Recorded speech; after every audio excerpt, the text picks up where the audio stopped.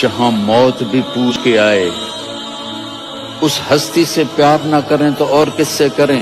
ملک الموت بھی اجازت لے کر اندر آئے اور آ کر کہا السلام علیکم یا رسول اللہ. آپ نے کہا وعلیکم السلام.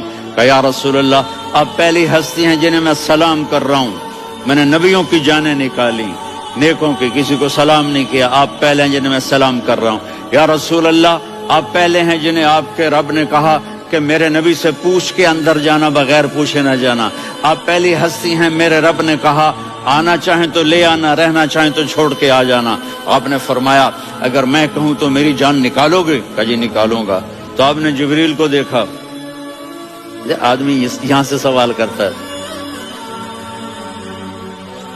کہ تو کیا کہتا ہے، جاؤں یا ٹھہروں؟ تو جبریل کہنے لگے یا رسول اللہ اللہ آپ کی ملاقات کے شوق میں ہے. اوپر سارے سٹیج سج گئے ہیں آپ کے ویلکم کہنے کے لیے. آج ساتوں آسمان کے فرشتے اکٹھے. سنو اب میری آخری بات ہے. آپ نے کہا دیکھو حسن حسین کے لیے ہاتھ نہیں اٹھائے، دیکھ رہے تھے تڑپتا ہوا زہر میں اور کٹتا ہوا سر، ان کے لیے ہاتھ نہیں اٹھائے. آپ نے جبریل سے کہا جاؤ اللہ سے پوچھ کے آؤ میرے بعد میری امت کے ساتھ کیا کریں. یہ جو ہم بیٹھے ہوئے ہیں گناہوں کے داغ اپنے سینے پر لے کر، چہرے پر لے کر، کہا جاؤ پوچھ کے آؤ میری امت کے ساتھ کیا کریں.